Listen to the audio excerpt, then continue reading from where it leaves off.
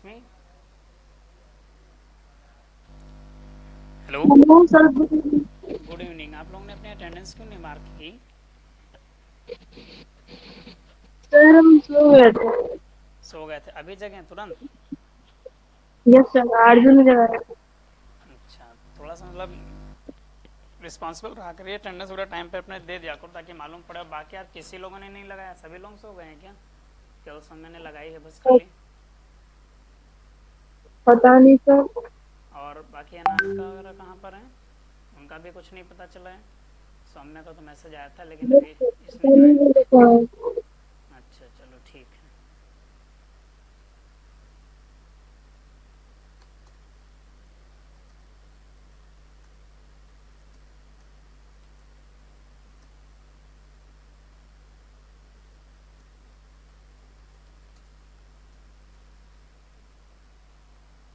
ठीक है, भी करते हैं।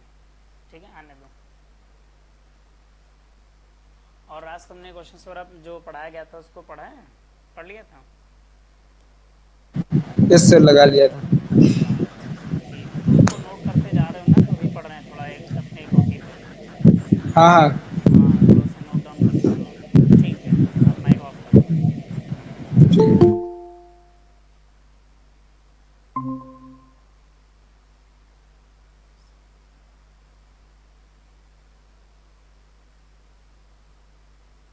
Okay, good evening everyone. Good evening sir. आज बहुत कम लोगों ने अटेंडेंस लगाई है। रेशमी बोल रही है सो गए थे, बाकी सभी लोग भी याद नहीं लगाए अटेंडेंस।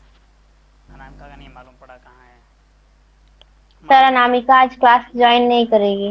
अच्छा, तो उसको बताना चाहिए था ना मैसेज डाल के। सर उसकी मम्मी कहीं चली गई है, जब वो स्कूल से आई उसके पहले ही चली गई थी। अच्छा, मतलब फ़ोन नहीं था क्या उसके पास? Yes sir. अच्छा, तुमको बताया था कि हम चले जाएंगे क्या? नो सर, हमने कॉल किया तो उसकी मम्मी ने उठाया तो बताई। अच्छा अच्छा, वो चली गई है। यस चलो ठीक सर। है, उसको मैसेज पहले डाल देना चाहिए था, लेकिन चलो चली गई थी तो कोई बात नहीं है। और ठीक है, कल जो पढ़े थे उसको आप लोगों ने रिवाइज वगैरह कर लिया है कि नहीं किया है? Yes sir. चलिए ठीक है, आज हम लोग देखिए स्फेरिकल मिरर के बारे में और भी आगे डिस्कस करेंगे। उससे पहले एक क्वेश्चन लगाएंगे और देन फिर आगे की बात करेंगे, ठीक है? ये तो शोनी, ठीक है स्टार्ट करते हैं, जिसको आना होगा। और आदित्य भी बोल रहा था कि वो भी शायद आज कहीं उसको काम है, उसका तो मैसेज आया था। खैर, उसका मैसेज आया था, बोल रहा था सर आज नहीं कर पाएंगे क्लास, शायद अगर आ जाएंगे टाइम से तो ठीक है। चलो ठीक है, स्टार्ट करते हैं। जब आएगा तो देखेंगे।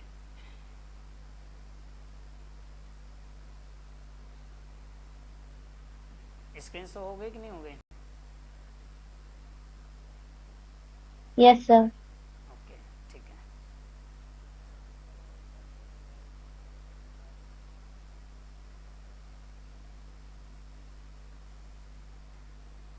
तो ये फर्स्ट क्वेश्चन है एपी का, ठीक है? एपी का ये क्वेश्चन है, इसी क्वेश्चन को लगाएंगे फिर हम सो कंटिन्यू करेंगे आगे, ठीक है? क्वेश्चन सभी को विजिबल है, दिखाई दे रहे हैं ना? Yes sir. हाँ ठीक है, नोट करो। राज, सभी लोग नोट करो क्वेश्चन जल्दी से। ये किस चैप्टर का है देखो, एपी का है ना? तो थोड़ा सा इसको ट्राई करिए, देन फिर हम बताते हैं।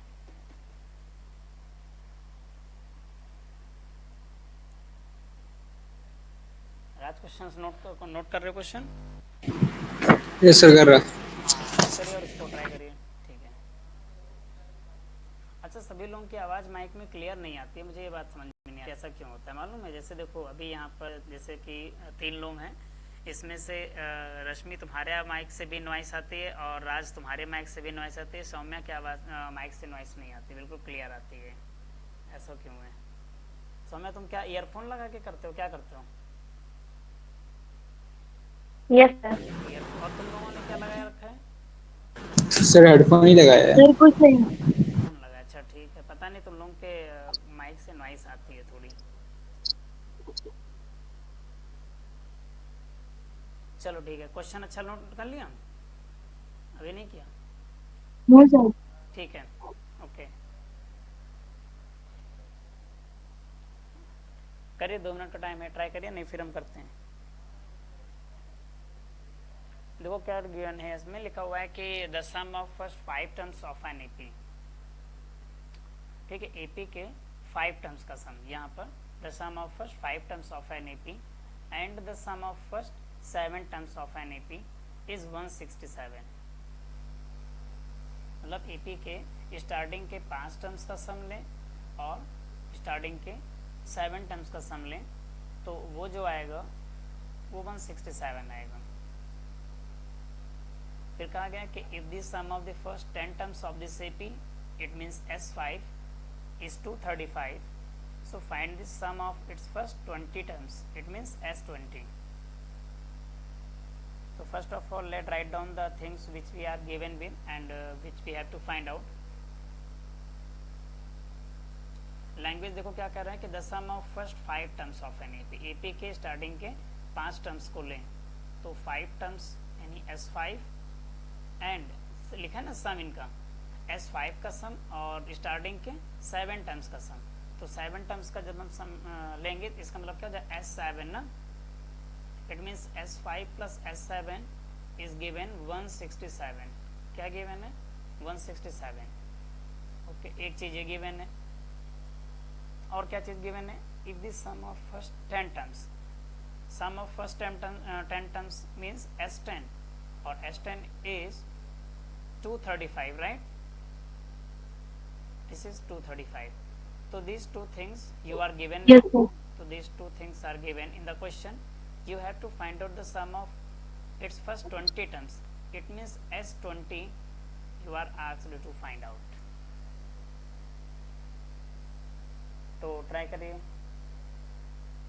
S20 पूछा है, इसका मतलब n तो हमें पता ही है कि n यहाँ पर 20 है, तो only 2 things are unknown, which are A and D. So using these 2 conditions we have to find out the value of A and D, then use the sum of n terms formula. हो जाएगा, लग रहा है कि नहीं हो जाएगा? Sir try करते हैं। हाँ ठीक है, ट्राई करो।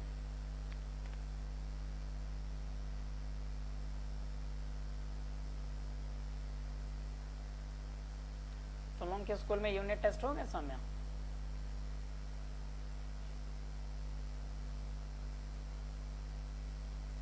सर हो रहे हैं। अच्छा, अच्छा, आवाज जो है लेट पहुंचती है क्या? थोड़ी हो सकता है टाइम का elapse हो जाता हो बीच में कि? नहीं सर। अच्छा, अभी चल रहे हैं मतलब यूनिट टेस्ट? Yes sir. ठीक है, इतना लेट रिस्पॉन्स करते हो इसलिए मुझे लगा शायद आवाज लेट पहुंचती होगी। ठीक है, अच्छा लगाओ, अच्छा लगाओ, चलो हम इसको करते हैं। ठीक है, देखो राज तुम्हारा हुआ, हो जाएगा कि नहीं हो जाएगा? No sir. हो जाएगा? नो सर, नो सर, नहीं हो रहा। नहीं हो रहा? चलिए, अच्छा ठीक है, चलो सभी लोग देखो, ठीक है करते हैं। देखो एक बात सुनो सभी लोग, अगर किसी को कोई प्रॉब्लम रहा करे कि कहाँ पर किसी स्टेप में हाँ कैसे हो गया, तो वहाँ पर तुरंत आप जो है बुला, ठीक है ना, माइक ओपन करके।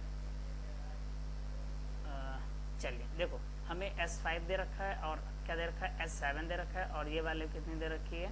167। क्वेश्चन की लैंग्वेज देखो क्या लिखा है, क्वेश्चन की लैंग्वेज लिखी है कि the sum of the first 5 terms, तो 5 terms and the sum of the first 7 terms, so S7, और इनका जो सम है वो कितना है? 167 है, so this is equal to 167, and the sum of first 10 terms which is S10 and this is 235, तो इसका मतलब S10 235 है, and we have to find the sum of first 20 terms, it means S20 we have to find. तो अब S5 से शुरू करते हैं, तो यहाँ पर जो फॉर्मूला लगेगा n टर्म्स का, वो हमें कौन सा फॉर्मूला यूज़ करेंगे? Sn। ठीक है, ये फॉर्मूला जब हम लोग चैप्टर पढ़े थे स्टार्टिंग में, तो इसको प्रूफ किया था, किसी दिन इसको प्रूफ फिर से करा देंगे। तो ये फॉर्मूला क्या होता था? 2a plus n minus 1 into D, right? यही होता है ना? तो अब फर्स्ट इक्वेशन देखो। Yes sir. Yes sir. ठीक है, तो फर्स्ट इक्वेशन देखो हमारे पास क्या लिखा हुआ है कि S5 plus S7 equal to 167। तो S5 का मतलब क्या हो जाएगा? 5/2, और ये हो जाएगा 2a। अब देखो n-1 को डायरेक्ट कर लेंगे, n-1 का मतलब जो भी यहाँ पर n है उससे एक नंबर यहाँ कम होनी चाहिए मल्टीप्लायर में, तो यहाँ पर अगर 5 है तो यहाँ पर क्या हो जाएगा 4 हो जाएगा, राइट, 4D। अब यहाँ पर देखो अगर Yes, sir. हाँ n का वैल्यू S7 में क्या लिखा है, 7 लिखा है, it means 7/2 and this is 2A plus 7 - 1 which is 6, it means this is 6D and this is 167। Okay, अब यहाँ पर से देखो एक स्टेप हम डायरेक्ट थोड़ा करें अगर समझ में आए तो। अगर इस वाले एक्सप्रेशन से जो 2A प्लस 4D लिखा हुआ है दिख रहा है, Yes, sir. हाँ, यहाँ से हम 2 को कॉमन कर सकते हैं। जब 2 को कॉमन करेंगे तो वहाँ पर क्या बचेगा, A plus A plus 2D. हाँ, in the similar way this is 7/2 और यहाँ से भी दिस इज 7/2 और 2 यहाँ से जब टेक आउट कॉमन इसको बाहर लेंगे तो यहाँ पर बचेगा A प्लस 3D, 2 3 + 6 है ना, दिस इज 167। अब देखो यहाँ पर से क्या हो जाएगा, कौन कौन से टर्म कटेंगे, देखो 2 और 2 कट जाएगा, यहाँ से भी 2 और 2 क्या हो जाएंगे, कैंसिल आउट हो जाएंगे। अच्छा, ये जो 5 है अंदर मल्टीप्लाई हो जाएगा, समझ में आई बात। तो 5A में इंटू होगा तो कितना बनेगा 5A और 5 2 में इंटू होगा तो 5 2 कितना, इसका मतलब 10D बन जाएगा। इसी तरह यहाँ देखो 7 ब्रैकेट्स ओपन करोगे तो 7A से इंटू होगा तो इसका मतलब 7 है, तो 7 जब 3 से इंटू होगा तो यहाँ पर कितना हो जाएगा बोलो, 7 3 20. हाँ 21D. हाँ, और ये हो जाएगा 167। अब लाइक टर्म्स को अगर ऐड करते हैं तो this is 5A and 7A, 5 7 it means this is 12A, right, and this is 10 and 20। Sir, D की वैल्यू 5 आई है. किसने निकाला है, रश्मि तुमने Sir, निकाला? मेरा. अच्छा ठीक है, अच्छा Yes, sir. रखो अभी कर रहे हैं, भी देखना, ठीक है, देखते हैं। तो ये 12A हो जाएगा और ये क्या लिखा हुआ है 21 लिखा हुआ है और 10, तो 10 और 21 जोड़ोगे 10 30 31 31 हो जाएगा ना यहाँ पर। हेलो, सुनाई पड़ रहा है नहीं सभी को? Yes, sir. हाँ, Yes, sir. दिस इज 31 और ये हो जाएगा 167। तो ये हमारे पास क्या हो गई, इसकी एक फर्स्ट इक्वेशन बन गई। इसी तरीके से अब यहाँ पर से एक सेकेंड इक्वेशन बनाएंगे और फर्स्ट इक्वेशन, अब सेकेंड इक्वेशन कहाँ से बनेगी, इस कंडीशन से बनेगी ना, S10 से। S10 क्या दे रखा है 235 है ना, तो S10 का मतलब देखो डायरेक्ट करें n/2 होता है तो 10/2 5 हो जाएगा, ठीक है ना, और 2A प्लस n-1D, ये ध्यान रखना यहाँ पर n जो है वो 10 है, 5 ना रख लेना, तो 10 की वजह से क्या हो जाएगा 9 हो जाएगा, क्या हो जाएगा 9 इंटू D, और ये कितना हो जाएगा 235। अब इसके ब्रैकेट्स ओपन कर सकते हैं कि नहीं, ब्रैकेट्स ओपन करो, कितना हो जाएगा 5 का 2 से मल्टीप्लाई करोगे कितना आएगा 10 इंटू A। हेलो सर, आवाज क्लियर नहीं आ रही है. आवाज़ क्लियर नहीं आ रही है? Yes, sir, अब आ रही है. अच्छा ठीक है, ये मैंने जो n की वैल्यू 10 ली है, यहाँ पर मैंने डायरेक्ट कर दिया है, 10/2 हो रहा था तो 10/2 को मैंने यहाँ पर 5 लिख लिया है, ठीक है ना, क्योंकि S10 हमें दे रखा है। और इसके बाद में Yes, sir. 2A plus n-1 और n यहाँ पर क्या है 10 है, तो यानी 9 हो जाएगा। तो अब इसका देखो इंटू करोगे तो ये हो जाएगा 10A और 5 का 9 से मल्टीप्लाई करोगे तो क्या आएगा, 5 का 9 से मल्टीप्लाई करने पर 45, कितना बन रहा है 45D ही बन रहा है ना, Yes, sir. और ये हो जाएगा 235। अब ये हमारे पास एक ये सेकेंड इक्वेशन है और एक यहाँ पर ये फर्स्ट इक्वेशन है, इन दोनों को सॉल्व करना है और दोनों को सॉल्व करके किसकी वैल्यू कैलकुलेट करनी है, ए की और डी की। अब इन दोनों इक्वेशन को तुम लोग सॉल्व करो जरा, 2 मिनट का टाइम है, ठीक है, सुन रहे हो ना सभी लोग? Yes sir. Yes, sir. हाँ ठीक है, इसको जरा सॉल्व करिए अपने आप से और बताओ कि वैल्यू क्या है।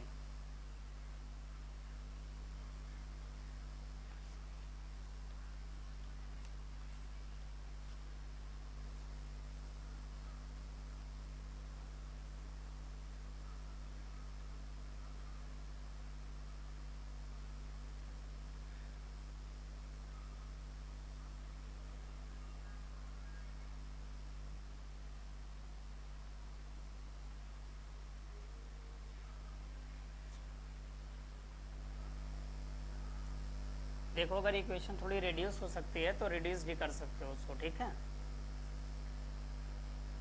यहाँ पर देखो, यहाँ पर कुछ फैक्टर कॉमन हो जाएगा क्या, अगर कॉमन हो जाए तो इसको छोटा कर दो। यहाँ से मुझे लग रहा है 5 कॉमन, 5 को मल्टीप्लाई ना करते, अगर देखो डिवाइड इससे कैंसिल होगा क्या, 5 4 जा 20 और 3 5 7 जा 35।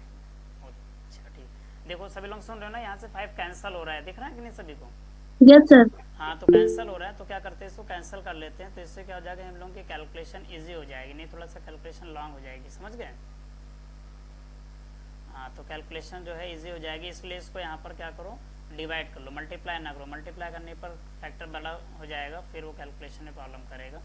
तो यानी इसको हम लिख सकते हैं, क्या लिख सकते हैं, 2a plus 9d equal to कितना बन गया, 47। अब ये दोनों इक्वेशन सॉल्व करो। कैसे सॉल्व करोगे, देखो यहाँ पर क्या लिखा हुआ है 12, यहाँ पर है 2, तो क्या करेंगे, सेकेंड वाली इक्वेशन को 6 से मल्टीप्लाई कर लें और सब्ट्रैक्ट कर लें, तभी तो यहाँ पर 12 बनेगा।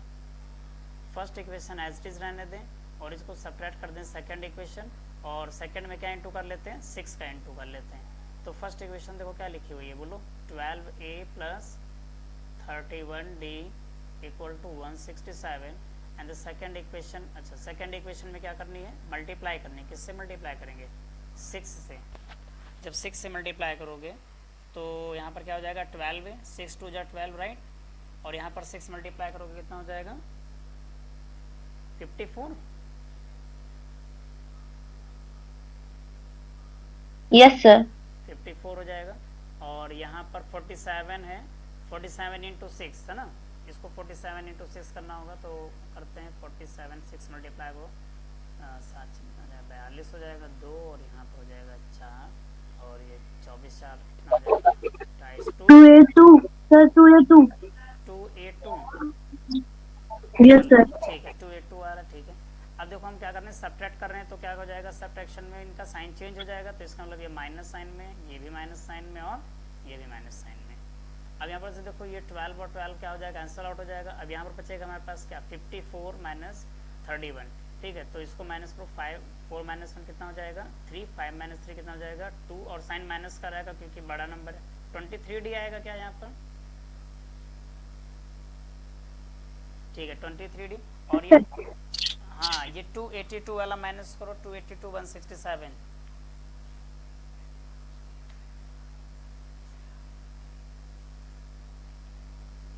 देखो क्या लिखा हुआ है 282 और क्या लिखा है 167, इधर से 12 7 5 हो जाएगा, यहाँ पर 7 115 है ना, और माइनस का आएगा 115। तो देखो नेगेटिव टर्म्स क्या कर दो, कैंसिल आउट कर दो, तो d की वैल्यू हमारे पास आएगी 115 अपॉन 23, और ये शायद मुझे लग रहा है सर डी की वैल्यू 5 है। हाँ 3 15 2 10 11, ठीक है। तो d की वैल्यू 5 किसकी वैल्यू आई थी, रश्मि तुमने निकाल लिया था ना 5, रश्मि तुम्हारी वैल्यू 5 आ चुकी थी ना, सही था इसका मतलब।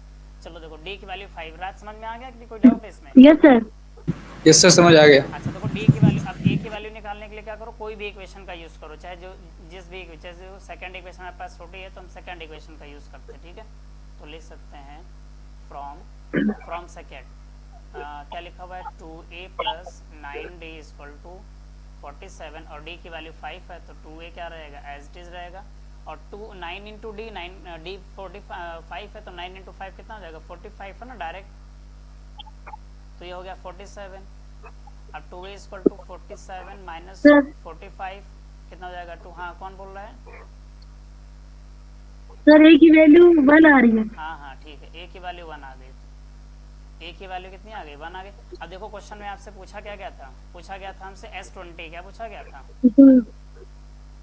S20 पूछा गया था ना, S20। हाँ अब चलिए S20 कैलकुलेट हो जाएगा इजिली, तो क्या हो जाएगा 20/2, वही n का फॉर्मूला, और यहाँ पर क्या हो जाएगा 2a प्लस n माइनस 1 सीधे लिख दे 19। Yes sir. हाँ ये हो जाएगा हमारे पास कितना 10, और 2a की वैल्यू 1 है तो ये 2 ही रहेगा, और ये हो जाएगा कितना 19 इंटू डी की वैल्यू कितनी थी 5,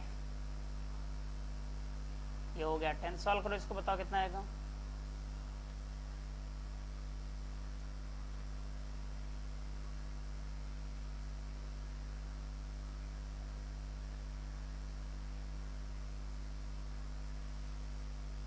किया तुम लोगों ने सॉल्व?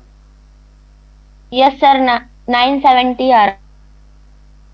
9592970, तो इसका मतलब इसके 20 टर्म्स का सम कितना आएगा 970। ओके ठीक है। अच्छा नोट कर लिया सभी ने कि कुछ स्लाइड करना है ऊपर नीचे? कर लिया सर। अच्छा सभी लोगों ने कर लिया ना? Yes sir. अच्छा चलिए ठीक है। अब चलो हम सर कंटिन्यू। हो गया। हाँ क्या बोल रहे हो रश्मि, तुम क्या बोल रहे हो? सर हो गया है। ठीक है, अब हम लोग कंटिन्यू करते हैं जहाँ से कल हमने skipped किया था उसको, लाइट के चैप्टर को, इलेक्ट्रिक वो लाइट ऑप्टिक्स पढ़ रहे थे ना, उसके बारे में। चलो ठीक है, देखो जरा।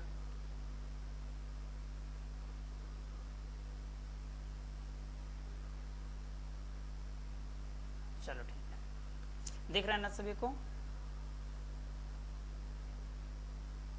Yes sir. ठीक है, आज आप लोग लिखेंगे थोड़ा सा, ठीक है? तो रिफ्लेक्शन की जो है बात हो चुकी है। अब बात करते हैं स्फेरिकल मिरर की।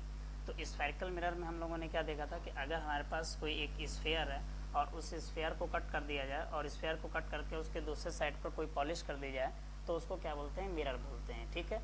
और दो तरीके के मिरर हम लोगों ने डिफाइन किए थे इस तरीके से, जैसे एक इस तरीके का मान लो इसका part, and this is the part of sphere. ये किस चीज़ का पार्ट कहलाएगा? This is called the part of sphere.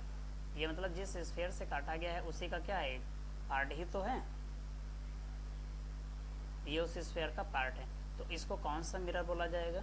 यहाँ पर देखिए, जब कॉनकेव। हाँ, जब ये अंदर के साइड देखो दबा हुआ है तो इसको कॉनकेव मिरर बोला जाएगा। तो ये मिरर हमारा कॉनकेव, यस सर।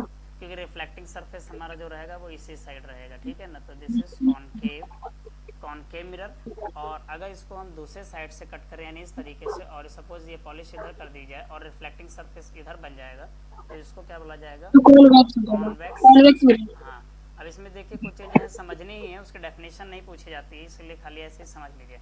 अब सुनिए, जैसे सपोज मैंने यहाँ पर एक स्फेयर बनाया है कॉनकेव मिरर का, तो ये स्फेयर किसी ये जो पार्ट है किसी न किसी स्फेयर से कट ही तो किया गया होगा, तो उस स्फेयर का कुछ ना कुछ सेंटर भी तो रहा होगा।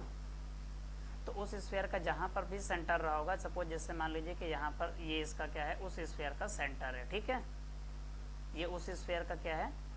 सपोज सेंटर है। सेंटर। हाँ, और ये हमारे पास स्फेयर है, ध्यान से सुनिएगा। और स्फेयर के मिड पॉइंट, स्फेयर के मिड पॉइंट को हम किससे लिखेंगे? पी से लिखेंगे। किससे लिखा जाता है? पी से लिखा जाता है। पी से रिप्रेजेंट करेंगे। अब सुनो, अब इसके इस सेंटर को और इसके इस पी को क्या करते हैं? ज्वाइन कर देते हैं। जब इन सेंटर को हम क्या करेंगे? पी से ज्वाइन कर देंगे तो ये जो लाइन बनती है, इस लाइन को बोला जाता है प्रिंसिपल एक्सिस। इस लाइन को क्या बोला जाएगा? Principal axis. Okay, this line is called the principal axis. ये ओ है, और यहाँ पर अजय जी जो पॉइंट मैंने पी लिखा है इसको क्या बोला जाता है? दिस इज कॉल्ड द पोल। इसे क्या बोला जाता है? पोल बोला जाता है। अच्छा, जैसे हमने कॉनकेव मिरर में डिफाइन कर रहे हैं वैसे ही सिमिलर सारी चीजें कॉन्वेक्स मिरर के लिए भी डिफाइन होंगी।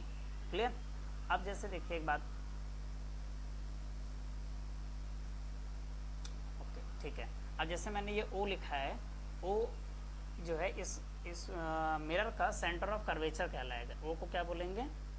Centre of curvature. हाँ, ओ। अच्छा देखो, सारी चीजें जैसे इस मिरर के लिए डिफाइन कर रहे हैं, सिमिलर वे कौन इस मिरर के लिए भी डिफाइन होंगी। सेंटर ऑफ कर्वेचर, और यहाँ पर ओ से। तो देखो, अगर सेंटर ऑफ कर्वेचर को मान लीजिए हमें डिफाइन करना हो ऐसे, तो सेंटर ऑफ कर्वेचर को हम क्या डिफाइन कर सकते हैं कि दिस इज द सेंटर, मतलब centre of curvature of a mirror is the centre of the sphere. समझ गए? सेंटर ऑफ स्फेयर है जिसमें से इसको क्या किया गया है? कट किया गया है। From which it is cut out, जिसमें से इस स्फेरिकल पार्ट को क्या किया गया है? कट किया गया है, ठीक है ना? तो इस तरीके से इसके सेंटर ऑफ कर्वेचर को डिफाइन कर सकते हैं कि it is the centre of sphere, ऐसे कह सकते हैं।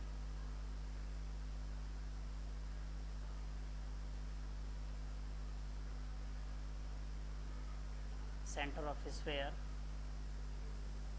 फ्रॉम विच, ये जो मिरर वाला पार्ट है इसको क्या किया गया है?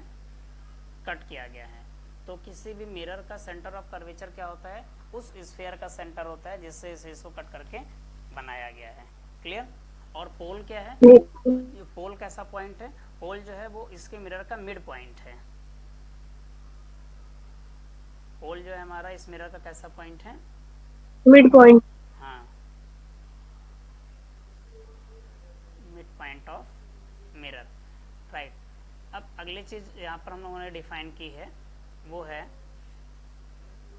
Principal axis. क्या चीज है? Principal axis. हाँ, तो अगर प्रिंसिपल एक्सिस को डिफाइन करें इन शॉर्ट तो कैसे डिफाइन कर सकते हैं, जरा बताओ कोई। प्रिंसिपल एक्सिस देखिए कुछ नहीं है, simply it is the line joining the centre of curvature to the pole, right. It is the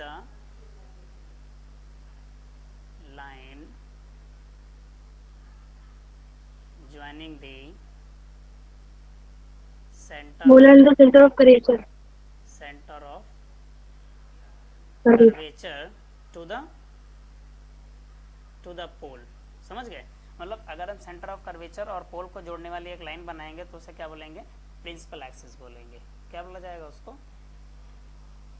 principal axis. अब एक बात सुनिए, ये प्रिंसिपल एक्सिस का काम क्या है? इसका काम ये है कि जैसे यहाँ पर से कोई भी जब लाइट रे पास होती है तो हम ये मानते हैं कि प्रिंसिपल एक्सिस से भी एक लाइट रे जा रही है, क्योंकि अगर इमेज फॉर्म की बात की जाए, इमेज फॉर्मेशन की अगर हम बात करें तो इमेज केवल तभी फॉर्म होती है जब, जैसे मान लीजिए कोई ऑब्जेक्ट रखा और उसके इमेज की बात की जाए, इमेज केवल तभी फॉर्म होता है when there is at least intersection of two rays. कम से कम क्या हो? इंटरसेक्शन होना चाहिए टू रेज का। जब इंटरसेक्शन कम से कम दो रेज का होता है, या फिर एक रे हो और एक प्रिंसिपल एक्सिस, मतलब अगर किसी रे का प्रिंसिपल एक्सिस के साथ भी इंटरसेक्शन हो जाता है इस तरीके से, तो भी रे क्या हो जाएगी? सॉरी, इमेज क्या हो जाएगी? फॉर्म हो जाएगी। समझ गए? दूसरी चीज, प्रिंसिपल एक्सिस जब भी कभी कोई पॉइंट, कोई भी ऑब्जेक्ट रखा जाएगा तो वो कहाँ रखा जाएगा? प्रिंसिपल एक्सिस पर ही रखा जाएगा। ठीक, एक और चीज अच्छा यहाँ पर से डिफाइन करते हैं, जो हमने ये सेंटर ऑफ कर्वेचर कहा है, इस सेंटर ऑफ कर्वेचर से लेकर के इसके पोल तक के डिस्टेंस, सेंटर ऑफ कर्वेचर से पोल तक की डिस्टेंस क्या कहलाती है? Radius of curvature. क्या कहलाएगी? Radius of curvature. हाँ, so this is defined as the radius of curvature of mirror. Radius of curvature. तो रेडियस ऑफ कर्वेचर क्या है? लिखेंगे the distance between centre of curvature and pole, है ना? Yes sir. हाँ, द डिस्टेंस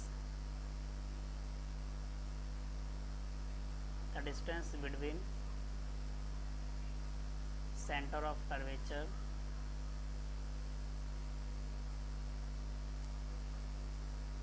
एंड पोल। अच्छा, इसको लिखा किससे जाएगा? आर से रिप्रेजेंट किया जाएगा। रेडियस ऑफ कर्वेचर को किससे रिप्रेजेंट करेंगे? आर से रिप्रेजेंट करेंगे। अब एक बात और सुनिए, जो ये सेंटर ऑफ कर्वेचर मैंने लिया है और ये जो पोल लिया है, ठीक, इसके बीच एक मिड पॉइंट लेते हैं। क्या लेते हैं? Mid point. इसको मिड पॉइंट कहेंगे। इन दोनों के बीच में अगर हम एक क्या करें? मिड पॉइंट लें, उस मिड पॉइंट को एफ कहा जाएगा। कैपिटल एफ से रिप्रेजेंट करेंगे, that is called the focus of focal length. नहीं, फोकल लेंथ नहीं, इसको फोकस कहेंगे। इस पॉइंट को क्या बोला यस जाएगा? सर। फोकस बोलेंगे। इस मिरर का फोकस बोलेंगे। क्या बोलेंगे? फोकस। तो फोकस देखा जाए तो फोकस क्या है? It is the point between the centre of curvature and pole. मतलब इसके जो मिड पॉइंट होता है उसको क्या बोलेंगे? फोकस बोलेंगे। और फोकस से लेकर के जो पोल तक की डिस्टेंस होती है, ये वाली डिस्टेंस, इसको ध्यान से देखो, स्मॉल एफ से रिप्रेजेंट करेंगे। किससे रिप्रेजेंट किया जाएगा? स्मॉल एफ से फोकल लेंथ। हाँ, अब एक बात समझ लो, अगर हम लिखते हैं कैपिटल एफ, इसका मतलब हो गया कि हम फोकस पॉइंट की बात कर रहे हैं, इसकी बात कर रहे हैं। और अगर हम लिखते हैं small F, it means we are dealing with the distance of the focus from pole. Clear है? तो इस चीज़ का डिफरेंस आपको पता होना चाहिए। ठीक है, तो उसको क्या बोला जाता है? फोकल लेंथ बोलेंगे। क्या बोलेंगे उसको? Focal length. हाँ, तो उसको बोला जाता है फोकल लेंथ। और जो फोकल लेंथ होता है उसको कैसे डिफाइन करेंगे? It is the distance of focus from pole. ये एक्चुअली देखा जाए तो क्या है? डिस्टेंस ऑफ फोकस है ना।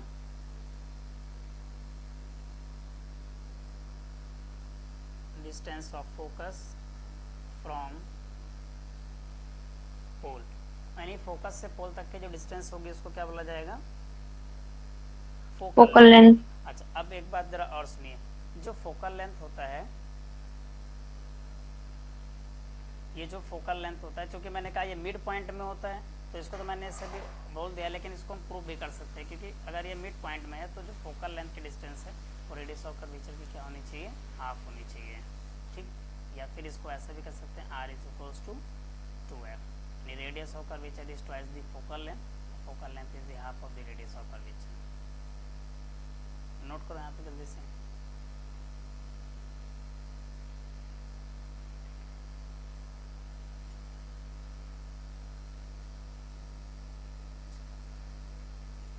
नोट कर लिया यहाँ पे? Yes sir. ओके ठीक है। राज तुमको समझ में आ रहा है, दिख रहा है क्लियर सब कुछ? हाँ हाँ सब दिख रहा है।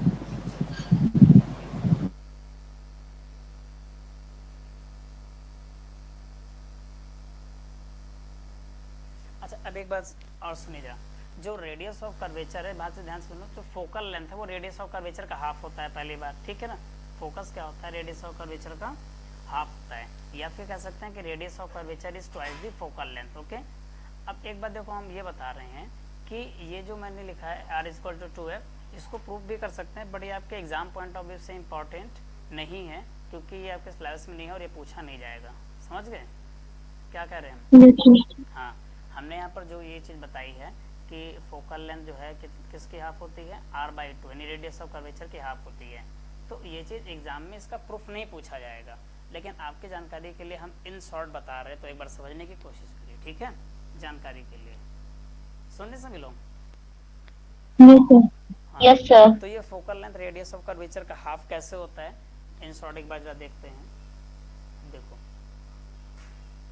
हम कंसिडर कर लेते हैं यहाँ पर एक ऐसे ये कोई क्या है, एक ऐसे ये कोई मिरर है, ठीक है, और इस मिरर का ये प्रिंसिपल एक्सिस है, this is the principal axis, इसके प्रिंसिपल एक्सिस है, और यहाँ पर सपोज ऐसे इसका ये सेंटर ऑफ कर्वेचर है,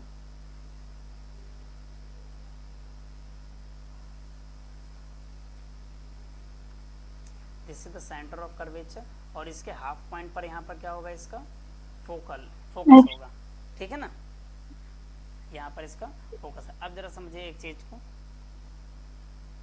अब ये रूल्स होते हैं रे डायग्राम का, भी बताएंगे इसके बाद में, मतलब इसके बाद डिस्कस करेंगे कि जो इमेज फॉर्मेशंस का जो रूल है वो क्या है, वो सारी चीज़ें डिस्कस करेंगे। तो अभी ज़रूरत है तो इसके लिए देख लो, अगर कोई लाइट रे प्रिंसिपल एक्सिस के पैरेलल आएगी, ठीक है, सपोज ये कोई लाइट रे है और ये कैसे आ रही है, प्रिंसिपल एक्सिस से है और प्रिंसिपल एक्सिस के लाइट रे कैसे आ रही है, पैरेलल आ रही है, तो जब रिफ्लेक्शन होता है तो रिफ्लेक्शन के बाद में ये लाइट कहाँ से पास होती है, फोकस से पास होती है, ये रूल है। मतलब अगर लाइट एरो बनाएंगे, एरो ये बता रहा है कि लाइट रे मान लीजिए यहाँ पर आ रही है, एंड आफ्टर रिफ्लेक्शन क्या हो रहा है, it will pass through the focus, ठीक, समझ रहे हैं सभी लोग? Yes sir. हाँ, अब देखो सेंटर से लेकर के जो है इसको पी नाम दे देते हैं कि ये पोल है, सेंटर से लेकर के कहाँ तक के डिस्टेंस, पोल तक की डिस्टेंस, इसको क्या बोला जाता है, रेडियस ऑफ कर्वेचर बोला जाता है, राइट। और फोकस से लेकर के पोल तक की डिस्टेंस जो है इसको फोकल लेंथ से रिप्रेजेंट करेंगे, इसको एफ से रिप्रेजेंट कर देते हैं, ठीक है। अब यहाँ पर हम जो है इसको प्रूफ करने की कोशिश कर रहे हैं, तो जरा समझना सभी लोग। अच्छा ये लाइट रेज है, अच्छा एक बार ये बताओ, ये जो पार्ट दिख रहा है स्फीयर का, ये एक्चुअल में क्या चीज़ है, अभी बता चुके हैं, ये जो पार्ट दिख रहा है ये क्या चीज़ है, इसको क्या हम ये कह सकते हैं, this is arc of sphere, arc या part of sphere, yes sir. ये स्फीयर का ही तो पार्ट है ना। अब जरा समझिए, अब अगर समझ लो, अगर ये स्फीयर है तो हम एक बात समझते हैं सर्कल में, देखो स्फीयर जो है 3 डायमेंशन होता है और सर्कल 2 डायमेंशन होता है। सपोज ये सर्कल का सेंटर है, ठीक है, अब हम क्या करें, यहाँ पर एक टेंजेंट ड्रॉ करें, टेंजेंट का मतलब है कि ऐसी लाइन जो उसको टच करते हुए जाए, ठीक है, सपोज ये सेंटर पे हमने क्या किया, ऐसे टेंजेंट ड्रॉ कर लिया, ठीक है, और ये इसका पॉइंट ऑफ कांटेक्ट है, इसको पॉइंट ऑफ कांटेक्ट कुछ नाम दे देते हैं पी। ये एक अभी जो सर्कल का 10th क्लास में चैप्टर है तो उसमें ये चीज़ पढ़ेंगे, लेकिन अभी यूज़ करना है तो इसलिए बता रहे हैं। और ये इसका रेडियस है, अगर हम इसके रेडियस को क्या करें, इसके पॉइंट ऑफ कांटेक्ट से ज्वाइन कर दें, ठीक है, तो रेडियस हमेशा टेंजेंट पर क्या होती है, परपेंडिकुलर होता है, ये थ्योरम होता है, प्रूफ करेंगे इसको, अभी इसको डायरेक्ट यूज़ करेंगे, क्लियर है ना सभी को। तो जैसे सर्कल में टेंजेंट रेडियस पर परपेंडिकुलर होता है, इसी तरीके से स्फीयर के केस में, किसके केस में, स्फीयर के केस में, देखो ये लाइट रे यहाँ पॉइंट पर इंसिडेंट कर रही है, इसको सपोज कुछ पॉइंट एम नाम दे दें, अगर हम सपोज इसको हमने पॉइंट एम नाम दे दिया, तो लाइट किस पॉइंट पर इंसिडेंट हो रही है, इस पॉइंट एम पर इंसिडेंट हो रही है कि नहीं हो रही। अब अगर मुझे ये जानना है कि इसका एंगल ऑफ इंसिडेंस और एंगल ऑफ रिफ्लेक्शन है, तो first of all we need to draw a tangent at this point, हमें क्या करना पड़ेगा, पॉइंट पर टेंजेंट ड्रॉ करेंगे। सुन रहे हैं ना सभी लोग, तो इस एम पॉइंट पर ये देखो मैंने क्या किया, इसे टेंजेंट ड्रॉ किया, इसे बोलेंगे टेंजेंट, ठीक है। Yes sir. हाँ ये टेंजेंट बोलेंगे। तो अच्छा बताओ, जैसे सर्कल के केस में सेंटर ये था और स्फीयर के केस में सेंटर कहाँ पर है, ये है। स्फीयर के केस में सेंटर यही तो है। Yes sir. अब देखो अगर हम एक ऐसी इमेजिनरी लाइन मतलब ऐसे बना लें जो कि सेंटर से, हाँ ये सेंटर से एक लाइन बनाए जो कि इस पॉइंट को ऐसे मिला दें, ठीक है। ये मैंने ऐसे मिलाया, तो ये देखा जाए सी से लेकर के जो एम है ये इसका रेडियस ही है, क्योंकि ये सेंटर से डिस्टेंस ली गई है उसके सरकमफ्रेंस पर। तो यही तो नॉर्मल है, इसको क्या बोलेंगे, नॉर्मल ही बोलेंगे ना। This is normal. अब ये इंसिडेंस एंगल का नॉर्मल के साथ एंगल क्या है, आई है। ये इंसिडेंस एंगल आई है और ये इसकी देखो वो काफ़ी छोटा स्पेस है, समझने की कोशिश करो। और ये एंगल क्या है, आर है। ये एंगल कितना है, आर है। क्लियर है ना सभी को। Yes sir. अब जरा एक चीज, ये कौन कोई ज्वाइन कर रहा है क्या, लेफ्ट कर रहा है, क्या हो रहा है, कुछ नहीं हो रहा है।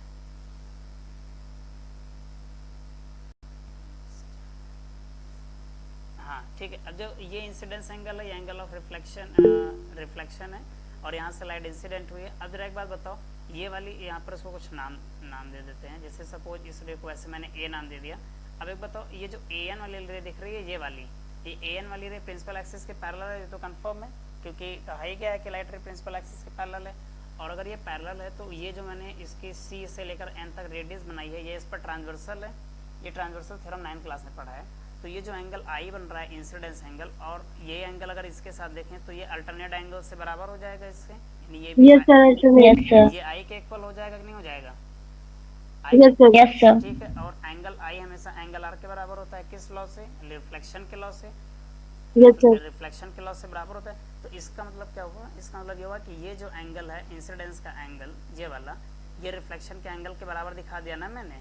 और ये आर है यहाँ पर, ये वाला एंगल आर है और इसको हमने आई दिखा दिया और आई आर के इक्वल है। इसका मतलब इस ट्रायंगल में देखो सी एन और एफ, ध्यान से देखो, ट्रायंगल सी एन एफ दिखा कि नहीं दिखा, सी यस सर। एन दिखा। अब यहाँ पर देखो ये वाला एंगल आई है और ये वाला एंगल आर है, और आई एंगल किसके बराबर है, आर के बराबर है। इसका मतलब ये दोनों एंगल्स बराबर हैं इस ट्रायंगल के, और जब दोनों के ट्रायंगल के एंगल बराबर हैं तो एक थ्योरम होती है कि angle opposite to equal side. तो जो सी एफ है डिस्टेंस, वो एफ एन के बराबर हो जाएगी बाय थ्योरम। ये ट्रायंगल चैप्टर में पढ़ाएंगे। तो जो सी एफ है ये किसके बराबर हो जाएगा, एफ एन के बराबर हो जाएगा, ठीक है। क्योंकि अगर ये एंगल्स बराबर हो गए तो कौन सा ट्रायंगल बन गया, ये आइसोसेलेस ट्रायंगल। विच ट्रायंगल, आइसोसेलेस ट्रायंगल। अब इसका मतलब सी एफ एफ एन के बराबर हो जाएगा, ठीक है। अब एक बात यहाँ पर ये समझो, मैं से देखो इसको रे डायग्राम को समझने के लिए क्या किया जाता है कि डायग्राम समझने के लिए इसके फिगर को बड़ा बड़ा बनाया जाता है। जैसे यहाँ पर पैरेलल रे दिखा दिया, रिफ्लेक्शन, नॉर्मल। बट प्रैक्टिकली अगर देखा जाए, प्रैक्टिकली ये इतना बड़ा बड़ा होता नहीं है, ठीक है। ये बहुत ही साइज में क्या होता है, स्मॉल होता है, छोटा होता है। अब अगर हम क्या करें, एन से यहाँ पर एक ऐसे परपेंडिकुलर ड्रॉ कर लें, तो कुछ एम है तो एन नाम दे देते हैं। एन और पी के बीच का गैप बहुत कम होता है। जो एन, अच्छा एन वहाँ पे दे चुके हैं तो इसको एन डैश दे देते हैं। जो एन से लेकर के एन डैश तक ये वाली गैप परपेंडिकुलर डिस्टेंस दिख रही है, एन से एन डैश तक, ये वाली, ये इसे बोलते हैं मिरर। एन से लेकर के एन डैश, इसे बोला जाता है अपर्चर। क्या बोलते हैं इसको, एन और एन डैश जो है इसे बोलते हैं aperture of mirror, APERTURE, aperture of mirror. हाँ। और सुनो, प्रैक्टिकली ये क्या होता है, बहुत स्मॉल होता है। क्या होता है, very very small, very very small. अच्छा, जब एन और N dash very very small हो जाएगा, इसका मतलब ये वैल्यू लगभग लगभग 0 के बराबर हो जाएगी। Yes sir. और जब n और n डैश 0 0 के बराबर हो जाएगा तो जो fn एग्जैक्ट 0 नहीं होता, अप्रोचेस टू 0 होता है, लगभग 0 होता है। तो f से लेकर के n तक के जो ये साइड दिख रही है fn वाली, ये किस पर ओवरलैप कर जाएगी, fn डैश पर ओवरलैप करेगी। किस पर ओवरलैप करेगी, fn डैश पर। तो इसका मतलब है कि जो fn है वो किसके इक्वल आ जाएगा, fn डैश के इक्वल आ जाएगा। ये जो fn है ना, ये वाली डिस्टेंस किसके इक्वल आएगी, fn डैश के, ठीक है। Yes, sir. हाँ एफ एन डैश के इक्वल आएगी। इसको बस ऐसे समझने के लिए हम बता रहे हैं। तो अब जरा बताओ, जो सी से लेकर के पी तक की डिस्टेंस है, सी से लेकर के पी तक की डिस्टेंस है, इसको लिखा जा सकता है C F plus F P, लिख सकते हैं C F plus F P लिख सकते हैं ना। अच्छा एफ पी लिखें या एफ एन लिखें वो एक ही बात है, क्योंकि एन और पी के बीच का जो गैप है वो बहुत ही ज़्यादा कम है। तो C F as it is रहेगा।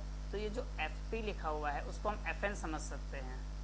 This is F N, this is C F plus, तो जो एफ एन है वो किसके, सॉरी एफ एन डैश है, वो एफ एन डैश किसके बराबर हो जाएगा, एफ एन के बराबर हो जाएगा। किस कंडीशन पे बराबर हो जाएगा, क्योंकि aperture of mirror is very very small, मतलब ये जो एंगल ये है ये बहुत स्मॉल होता है, थीटा एंगल बहुत स्मॉल होता है। तो उस केस में ये एफ एन के क्या हो जाएगा, इक्वल। और अभी हमने यहाँ पर लिखा है कि ये जो एफ एन है वो सी एफ के इक्वल है। यहाँ से देखो सी एफ को एफ एन के इक्वल दिखा चुके हैं आइसोसेलेस ट्रायंगल से, लिख चुके हैं कि नहीं लिख चुके हैं, सी एफ Yes, sir. हाँ सी एफ को एफ एन के इक्वल लिख चुके हैं। तो C F equal to F N, तो it mean C F plus F N, तो जो सी एफ है इसको एफ एन ही लिख लेते हैं और ये भी एफ एन ही है। तो एफ एन और एफ एन क्या हो जाएगा, 2 टाइम्स ऑफ एफ एन। अब एफ से लेकर के एन तक की डिस्टेंस क्या होती है, फोकल लेंथ। अच्छा देखो एफ से लेकर के एन तक की डिस्टेंस का या एफ से लेकर पी तक की डिस्टेंस का, वो एक ही है, क्योंकि एन और पी के बीच का गैप क्या है, बहुत ही ज़्यादा कम है। तो एफ से एन तक की जो डिस्टेंस है उसको एफ लिखेंगे ना, फोकल लेंथ, और सी से पी तक के डिस्टेंस को क्या लिखते हैं, रेडियस ऑफ कर्वेचर। तो देखो हमारे पास क्या आ चुका है, are is equals to 2f और f is equals to r by 2। ये चीज़ हो सकता है कि आपको कम समझ में आया हो, क्योंकि इसमें थोड़ा सा ज्योमेट्री का कॉन्सेप्ट यूज़ हुआ है। एक बार देख लो, लिखना नहीं है, अगर चाहो तो स्क्रीनशॉट ले लो, और बस समझने के लिए मैंने इसे बता दिया। देखिए जरा राज, तुमको समझ में आया कि नहीं आया जो लिखा हुआ है? यस सर, आ गया, आ रहा है। देखो डायग्राम वहाँ पर थोड़ा छोटा हो गया है, इसलिए हो सकता है ना आया हो। फिर भी अगर कोई डाउट हो तो नहीं बताओ। है, ठीक है ठीक है। देखो ये प्रूफ पूछा नहीं जाएगा एग्जाम में, ये मैंने जानकारी के लिए बताया है, पता होना चाहिए, ठीक है। ओके, क्लियर है ना सभी को? तो ये बात क्लियर है कि फोकल लेंथ जो होगी वो रेडियस ऑफ कर्वेचर के क्या होगी, हाफ होगी, है ना। Yes, sir. Yes sir.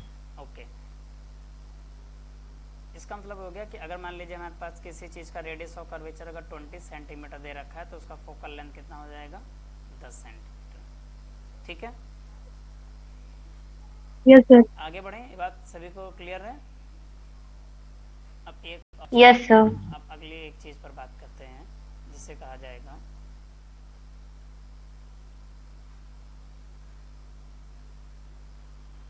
जाता है मिरर फॉर्मूला। क्या कहेंगे, मिरर फॉर्मूला। अच्छा मिरर फॉर्मूला एक होता है 1/f, इसको कहा जाता है 1/f equal to 1/v plus 1/u। This is U. Called, हाँ इसको मिरर फॉर्मूला कहा जाएगा। क्या कहेंगे, मिरर फॉर्मूला। और यहाँ पर f क्या है, फोकल लेंथ है, f is the focal length, और जो v है इसे कहा जाएगा इमेज डिस्टेंस। मतलब जब इमेज बनेगी तो वो कितनी डिस्टेंस पर बन रही है उसको v से मेज़र करेंगे। और जो u है इसको कहा जाएगा ऑब्जेक्ट डिस्टेंस, यानी जो ऑब्जेक्ट रखी है वो कितने डिस्टेंस पर रखी है। तो देखो ये अभी मैंने सिर्फ केवल आपको मिरर फॉर्मूला लिख करके बता दिया है इसके बारे में, और इसको प्रूफ भी इसको भी प्रूफ करेंगे, लेकिन उससे पहले भी दूसरी चीज़ देखना जरूरी है, ठीक है। समझ में आ रहा है सभी को? हाँ, तो उससे पहले जो एक चीज़ इंपॉर्टेंट है पहले उसके बारे में बात करेंगे, और देन हम लोग इसको प्रूफ करेंगे कल वाला। साइन कन्वेंशन सबसे ज़्यादा इम्पोर्टेंट क्या है, साइन कन्वेंशन।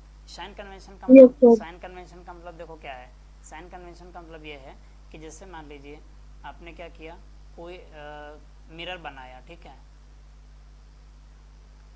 सपोज आपके पास कोई इस तरीके का ऐसे मिरर है, और ये इसकी प्रिंसिपल एक्सिस है, और ये सेंटर ऑफ कर्वेचर है, और ये फोकस है, और आपने ऑब्जेक्ट कहीं पर भी रखा है सपोज, ठीक है।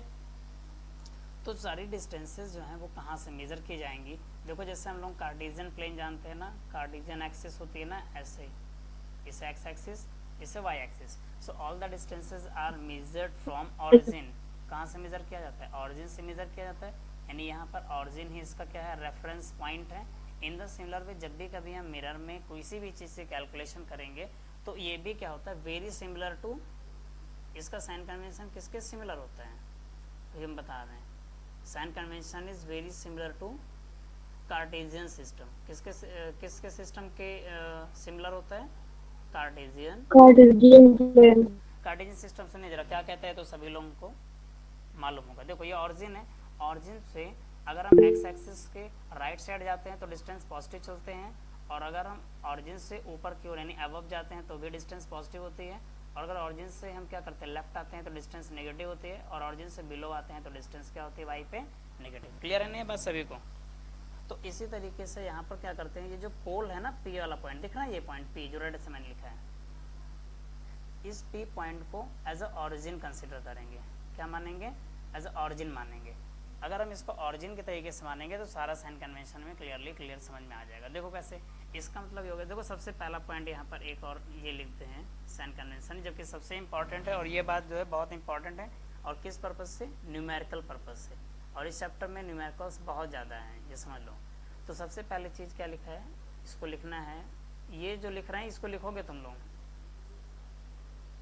सबसे पहले चीज़ क्या लिखा है? ऑल द डिस्टेंसेस, ये लिखो जो लिख रहे हैं, ठीक है, ये सब लिखे साइन कन्वेंशन डाल के। क्या लिखा है? All the distances are measured from pole. जैसे कार्टेशियन सिस्टम में सारे डिस्टेंस ऑरिजिन से लिया जाता है, वैसे ही मिरर में सारे डिस्टेंस कहाँ से लिया जाएगा? पोल से। एक रेफरेंस, जैसे मान लीजिए आपको बोला गया कि ऑब्जेक्ट 20 सेंटीमीटर के डिस्टेंस पर रखा है, तो 20 सेंटीमीटर कहाँ से मेजर किया है? इसका मतलब पोल से मेजर किया है। सुनाई पड़ रहा है सभी को नहीं? हाँ, तो रिस्पॉन्स करते रहिए। तो सारे डिस्टेंस पहली चीज कहाँ से लेंगे? पोल से लेंगे। अब देखो एक दो चार पॉइंट्स यहाँ पर और हैं, उसको लिखने की जरूरत नहीं है, उसको बस खाली अब समझ लीजिए, ठीक है? समझो, देखो हम क्या कह रहे हैं, ये पोल को क्या मानना मैंने? ऑरिजिन मान लिया। बोलो, इसका मतलब ये हुआ, अगर हम ऑरिजिन से इधर कोई डिस्टेंस देखेंगे, लेफ्ट साइड, ऑरिजिन से लेफ्ट साइड कोई डिस्टेंस लेंगे तो कैसा रहेगा? नेगेटिव। नेगेटिव। कार्टेशियन सिस्टम भी ऐसा ही होता है, इधर डिस्टेंस नेगेटिव, और पोल के राइट साइड डिस्टेंस कैसे लेंगे? पॉजिटिव लेंगे। और एक बात सुनो, प्रिंसिपल एक्सिस से ऊपर यानी ऑरिजिन से अगर हम अबव जा रहे हैं, मतलब अगर कोई डिस्टेंस प्रिंसिपल एक्सिस से above, distance taken above the principal axis are measure to be positive. कैसे लेंगे? पॉजिटिव लेंगे। एंड बिलो डिस्टेंस जब भी कभी हम देखेंगे, जैसे मान लीजिए कोई इमेज है वो यहाँ बन रही है और इमेज की हाइट 10 सेंटीमीटर, तो उसको -10 सेंटीमीटर कहेंगे। तो अगर नीचे जा रहे हैं तो डिस्टेंस नेगेटिव। ये चीज़ क्लियर है सभी को? राज क्लियर है तुमको भी कि नहीं?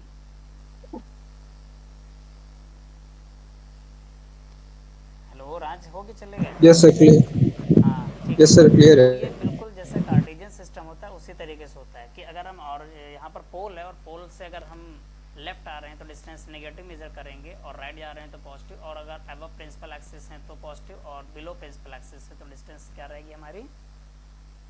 नेगेटिव रहेगी, ठीक है?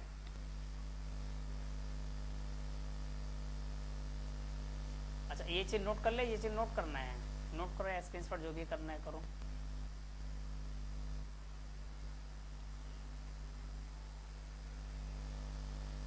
सभी लोगों ने कर लिया कि नहीं? अच्छा चलो ठीक है। अच्छा, एक काम करिए, हेडिंग डाल लीजिए, देखो, ताकि हम लोगों को याद रहे, ध्यान रहे कि हाँ मैं नेक्स्ट टाइम कल जो है क्या पढ़ना है। तो हेडिंग डाले दे रहे हैं, तुम लोग जो है कुछ टॉपिक्स कल रिकॉल करना, मतलब याद दिलाना हमको, ठीक है? सबसे पहली चीज़ तो रूल्स फॉर इमेज फॉर्मेशन, ठीक है? ये हेडिंग डाल लीजिए और कल इसको रिमाइंड करवाइएगा। एक बात ये, इसको रिमाइंड करवाइएगा, रूल्स फॉर इमेज फॉर्मेशन, और एक मिरर फॉर्मूले को हम कल बताएंगे कि कैसे प्रूफ करना है, ठीक है? उसके लिए मिरर फॉर्मूले को प्रूफ करने के लिए हमें इमेज फॉर्मेशन की ज़रूरत पड़ेगी, इसके रूल्स की, तो उसको डिस्कस करेंगे, देन उसको हम प्रूफ करके बताएंगे, ठीक है?